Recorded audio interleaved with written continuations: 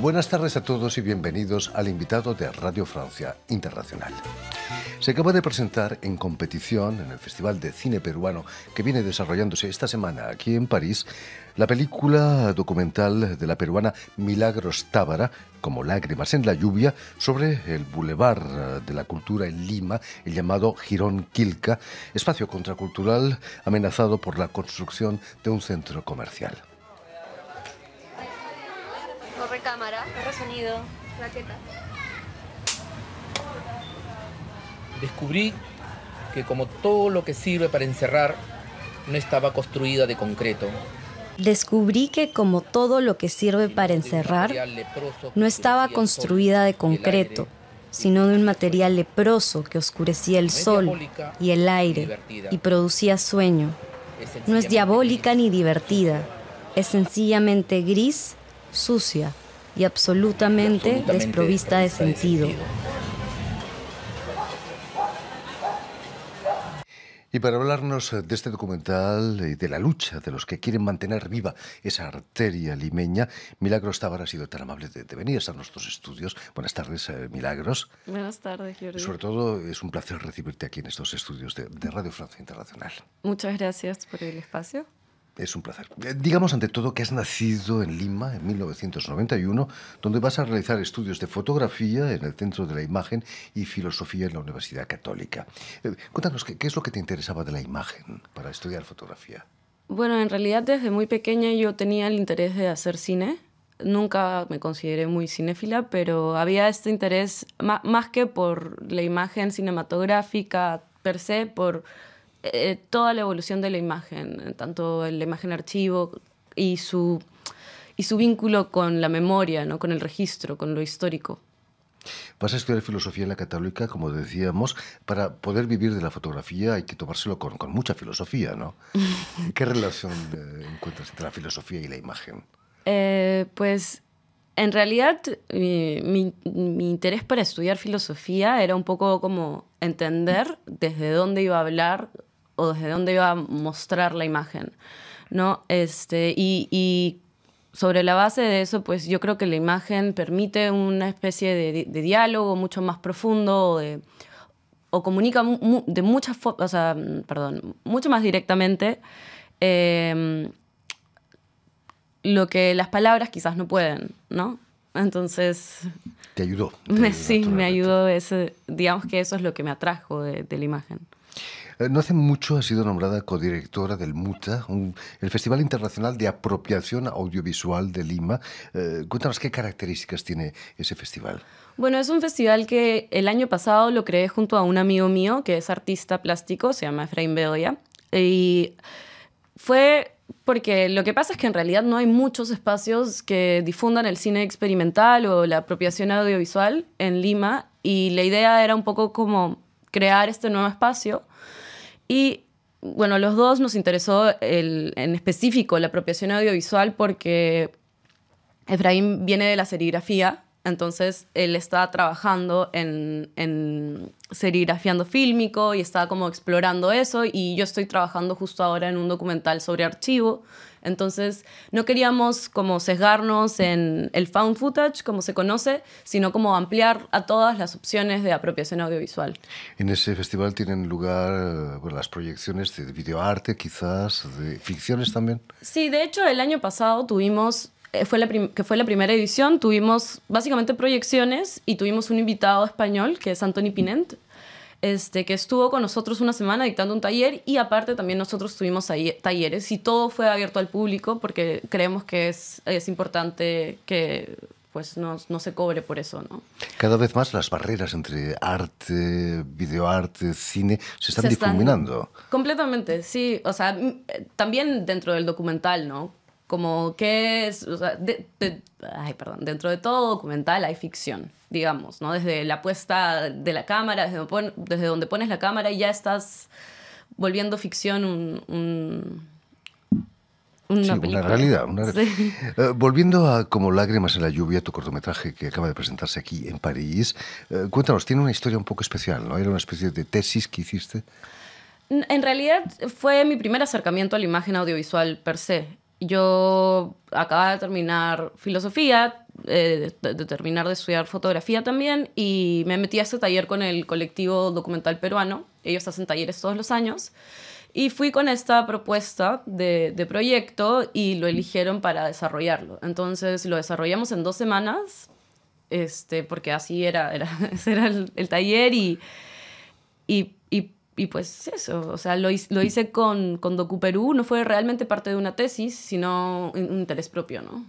Cuéntanos, ¿qué es exactamente el Jirón Quilca, ese Boulevard de la Cultura? Bueno, el Boulevard de la Cultura es un espacio que fue tomado no recuerdo el año, pero en mediados de los 80, por un grupo de libreros y coleccionistas de música que vieron ahí una oportunidad de difundir la cultura, porque era una época en la cual políticamente no había mucho acceso a la cultura, y pues se convirtió en como un foco contracultural, ¿no? De ahí nacieron las movidas de música, como el rock subterráneo, en diálogo con el lugar que quedaba al frente, el Averno, y también movidas de literatura, ¿no? Poéticas, y fue un espacio de ebullición cultural donde mucha gente transitó por ahí, ¿no? Ya desde antes de la creación del Boulevard, Quilca ha sido conocido por eso.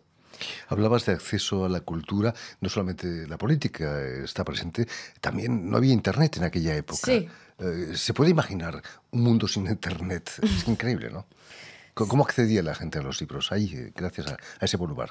Claro, o sea, la gente iba y pues o sea, sí había mucho de piratería, sobre todo en la parte musical, más que en la parte de los libros. Bueno, los libros era más como coleccionistas de libros, entonces encontrabas rarezas o cosas que traían de fuera y vendían al inicio informalmente, y ya luego se formalizaron y se crearon librerías. Pero en la parte de la música sí era así, ¿no? Y también era como un espacio de difusión para los mismos músicos que se creaban ahí, ¿no? Como que ellos podían vender su música y también generar algo de dinero, ¿no? En el terreno de los libros, Mario Vargas Llosa, que estuvo hace unos años aquí con nosotros, nos decía que sus libros eran fotocopiados y había un verdadero mercado de fotocopia de libros clandestina, naturalmente, ¿no? Sí, eso definitivamente existe. Y dentro de este espacio, que bueno, ya no existe, pero dentro de ese espacio también habían puestos en los que se vendía piratería, digamos, ¿no? Pero no todos, o sea, era una mezcla, ¿no? Entonces estaban los espacios donde habían libros piratas, estaban los espacios donde habían los coleccionistas y estaban las librerías formales, que de hecho son librerías que están trabajando con editoriales argentinas, uruguayas, que, digamos, las grandes empresas en Lima de libreras, las grandes librerías, no logran obtener algunos títulos, ¿no? Entonces, eso es interesante, definitivamente. Además, aquellos años 80 eran muy difíciles para la juventud, ¿no? Es una generación sin futuro casi, ¿no? Sí, es una generación que está marcada por el terrorismo, está marcada por la violencia, no por el miedo constante de lo que puede pasar. O sea, bueno, yo soy un poco ajena a eso. Yo conocí Quilca ya cuando estaba en la universidad, pero lo veo cuando he conversado con las personas de ahí, que surge ese espacio como una necesidad, ¿no? Y que la cultura de alguna forma ha sido como este espacio de cuidado, este espacio de, ¿no?, confort. Exactamente. Quilca es una palabra quechua, ¿no? Sí, justo estábamos. ¿Qué quiere decir? ¿Escritura? He leído en algún lado. Sí. Tiene relación con la cultura también. Tiene una relación directa con la cultura, de hecho. Sí. El año pasado fueron desalojados los libreros, hace 2 años. En el 2016. Sí. Fue una batalla perdida, pero no se ha acabado la guerra todavía, ¿no? No, digamos que, bueno, o sea, ellos estuvieron en un proceso judicial por bastantes años. De hecho, yo desde el 2014, que cuando fui por primera vez a tomarle fotos, ellos ya estaban en un proceso judicial. Y en el 2015, cuando lo grabamos, seguían en el proceso judicial y utilizamos, de hecho, el cortometraje un poco para difundir el tema. O sea, no fue como digamos, el objetivo principal del cortometraje, porque también sabíamos que dentro del mismo boulevard estaban creándose 2 grupos, entonces ya la fuerza de poder luchar contra, digamos, el arzobispado en el proceso judicial ya se estaba perdiendo. Entonces, un poco que el desalojo ya era un poco inminente, ¿no? Digamos a nuestros oyentes que el terreno de 1000 metros cuadrados pertenece al arzobispado de Lima, ¿no? Sí. Con la iglesia hemos topado, Sancho, decía el Quijote. ¿No? Sí. ¿Qué posición tiene la iglesia limeña? Bueno,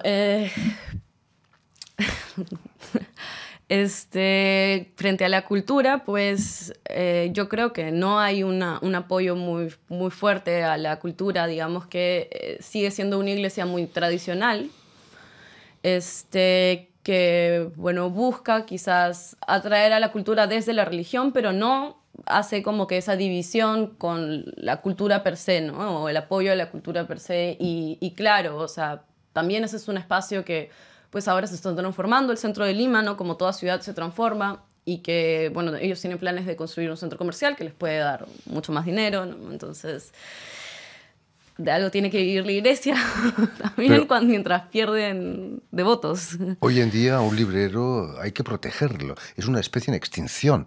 Sí. Quizás gracias por culpa de Internet y de las nuevas técnicas digitales, ¿no? Sí, de hecho sí. O sea, lo bueno fue que luego de que pasó lo del desalojo, un grupo de libreros, no todos, del Boulevard, hicieron un convenio con la Municipalidad del Rímac y crearon un nuevo espacio que se llama la Plaza de la Integración, que queda justo al lado del río, y es un espacio muy lindo donde hacen actividades y conciertos y presentaciones de libros. Y digamos que, claro, es una buena propuesta paralela, pero este espacio, como el espacio histórico, se perdió, ¿no? Y bueno, justo con lo que me comentas de los libreros o buquinistas.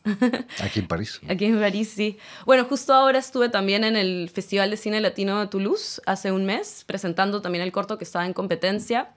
Y tuve la oportunidad de conversar con un buquinista de ahí que me dijo, ¿no? O sea, como que se sorprendió un poco que yo haga un cortometraje sobre libreros, como que a él le parece que, claro, las nuevas generaciones ya encuentran todo en internet, hasta yo, o sea, busco libros y los encuentro en internet, y como que se está perdiendo ese gusto por las rarezas, ¿no? Por el papel, y fue bonito poder intercambiar eso con él, ¿no? Y sobre todo dejarse llevar por el azar, la casualidad, ¿no? Uh-huh. Los encuentros en una librería son siempre maravillosos, ¿no? Sí. ¿Qué libros recuerdas haber comprado ahí en el Quilca? En Quilca, bueno, ¿qué libros recuerdo haber comprado? Más de uno, imagino, ¿no? Sí, o sea, sobre todo poesía, yo creo, porque la poesía, como se ve en el corto, es lo que más me interesa o me atrajo a ese lugar. Pero también he comprado libros de cine. Recuerdo haber comprado El enigma de la imagen, que es un libro de un profesor peruano, Huayhuaca, que no había visto en ningún lugar, y recuerdo que el ejemplar estaba todo viejo, todo así como leído y usado, y no sé, a mí me gustó mucho eso, porque pues hay muy pocas copias de ese libro, no se consigue tanto. Hablando de cosas viejas y usadas, como Lágrimas en la lluvia, el título de tu película, uh-huh, viene de una película vieja y bastante usada, ¿no? Blade Runner. Sí, viene de Blade Runner, sí. Es la parte final cuando pues, el clon está diciendo todo se perderá, como lágrimas en la lluvia, ¿no? Todos estos recuerdos, todo esto vivido. Y eso fue algo que tanto Paco y Pedro, que son los personajes con los que hablo, decidieron que era una frase que retrataba precisamente lo que estaba pasando con ellos, ¿no?